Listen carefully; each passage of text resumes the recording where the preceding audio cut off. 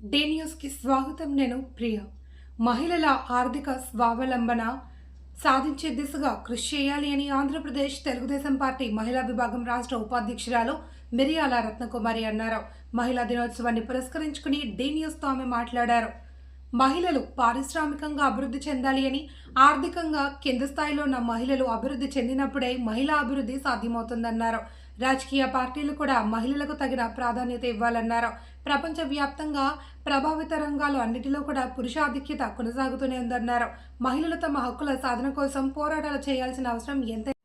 అంతర్జాతీయ మహిళా దినోత్సవం సందర్భంగా డి న్యూస్ వారి ఆధ్వర్యంలో ఈ కార్యక్రమంలో నా అభిప్రాయాన్ని చెప్పమని అడిగిన రిపోర్టర్ అండ్ మా సోదరుడు శ్రీను గారికి ముందుగా కృతజ్ఞతా పురస్కార అభివందనాలను తెలియజేస్తూ, సంఘం అంటే ఎన్నో రకాల వ్యక్తులు ఉంటారు.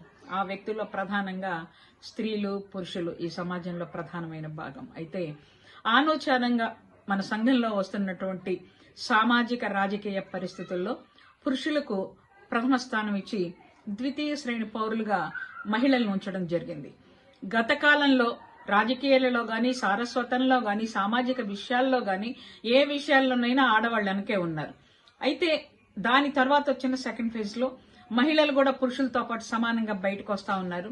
విద్యను నేర్చుకుంటున్నారు, రాజకీయాల్లోకి వచ్చారు, అన్ని వృత్తుల్లో ఉన్నారు, ప్రత్యేకించి మిలిటరీలో కూడా ఉన్నారు, రాకెట్లు నడుపుతా ఉన్నారు, విమానాలని చోదిస్తా ఉన్నారు. ఆ పరిస్థితి కంటే జంజీలు స్టార్ట్ అయిపోయిన తర్వాత ఈ రోజుల్లో మగవాళ్లను కూడా దాటి స్త్రీలు ముందుకెళ్తా ఉన్నారు. ఇది కేంద్ర రాష్ట్ర ప్రభుత్వాల యొక్క ఉమ్మడి పరిపాలన ఫలితంగా మహిళలకి ఇంతటి ఉన్నతమైన స్థానాన్ని వచ్చిందని నేను అభిప్రాయపడతా ఉన్నా.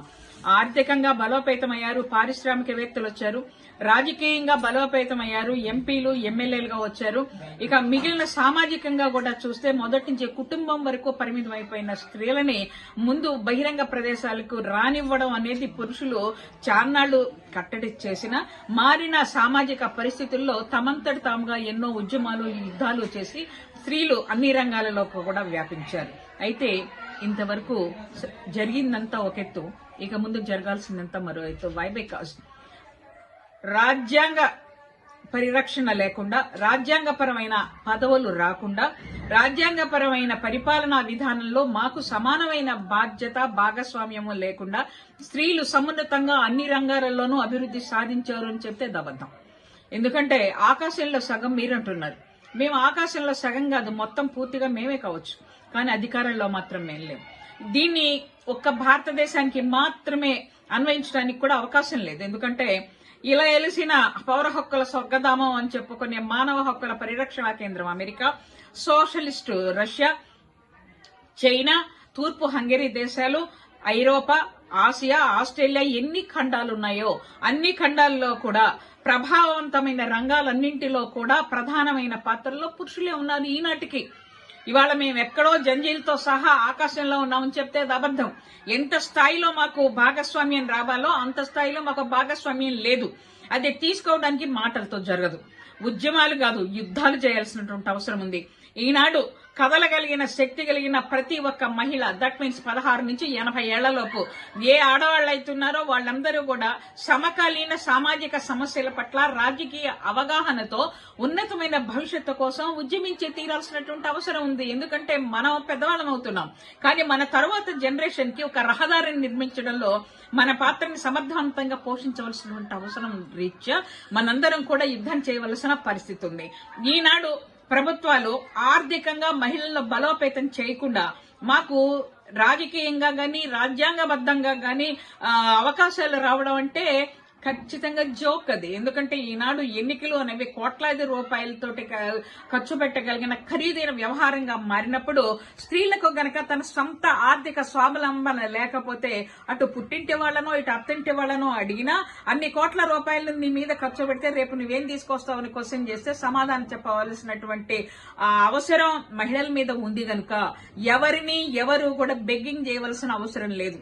రాజకీయాల్లోకి రావాలంటే ఈనాడు కేంద్ర ప్రభుత్వం, రాష్ట్ర రాష్ట్ర ప్రభుత్వం అమలు పరుస్తున్నటువంటి ఎన్నో ఉపాధి కార్యక్రమాలను తీసుకొని మీరు పారిశ్రామికవేత్తలుగా ఎదిగి మీతో పాటు మరో కొంతమందికి అవకాశాలను ఇవ్వడం ద్వారా ఆర్థిక స్వావలంబన మన చుట్టూ ఉన్న వాళ్లతో పాటు మనం కూడా సాధించి తీరాలి. దానికి మనమే కేంద్ర బిందువు కావాలని చెప్పి నేను మనస్ఫూర్తిగా కోరుతా ఉన్నా.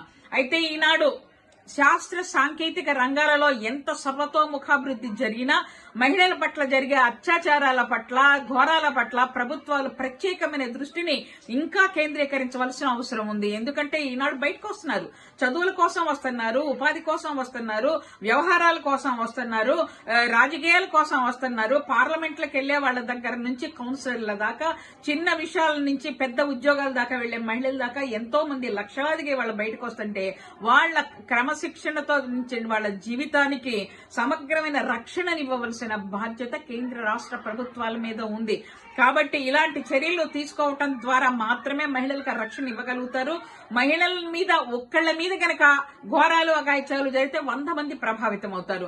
ఈ రీత్యా భవిష్యత్తును నిర్మించడం కోసం కేంద్ర రాష్ట్ర ప్రభుత్వాలు రక్షణ వ్యవస్థతో పాటుగా హామీ లేని ఉపాధి పథకాలను ఈ నేషనలైజ్డ్ బ్యాంకుల ద్వారా కోట్లాది రూపాయలనిచ్చే అవకాశాలు ఉన్నాయని చెబుతున్నారు. కానీ ఆచరణలో పలుకుబడిన వ్యక్తులకు మాత్రమే సిద్ధిస్తా ఉన్నాయి. కింద స్థాయి వ్యక్తులు కూడా అందాల్సినటువంటి అవసరం ఉంది. ఓసీలో అంటే ఉన్నత వర్గాలలో ఉన్న నిరుపేదలు, వెనుకబడిన వర్గాలలో ఉన్న బీసీ మహిళలు, ఎస్సీ, ఎస్టీ, దళిత వర్గాలలో ఉన్న మహిళలు కూడా అందరూ ఆర్థికంగా బలోపేతం అయితేనే స్త్రీ సమాజం అనేది సమగ్రంగా అభివృద్ధి చెందడానికి అవకాశం ఉంటుంది. కాబట్టి కేంద్ర రాష్ట్ర ప్రభుత్వాలు దీని మీద సత్వర న్యాయం జరిగేందుకు, ఉపాధి అవకాశాలను మెరుగుపరచడంలో బ్యాంకులకు మేలైన పద్ధతుల్లో సలహాలు ఇవ్వడం దగ్గర నుంచి రక్షణ దాకా, ఆ తర్వాత కింద స్థాయిలోనే కాకుండా పై స్థాయిలో కూడా ఉమెన్ రిజర్వేషన్ బిల్ ను అమలుపరిచి మీ ఇళ్లలో ఉన్నటువంటి మహిళలకు కాకుండా రాజకీయ పార్టీల్లో పనిచేసే మహిళలకు ఉన్నతమైన అవకాశాలను ఇవ్వడం ద్వారా ఇతోధికమైనటువంటి సమగ్రమైనటువంటి వ్యూహాన్ని రాష్ట్ర కేంద్ర ప్రభుత్వాలు అమలుపరచాలని మనస్ఫూర్తిగా కోరుకుంటూ జై హింద్.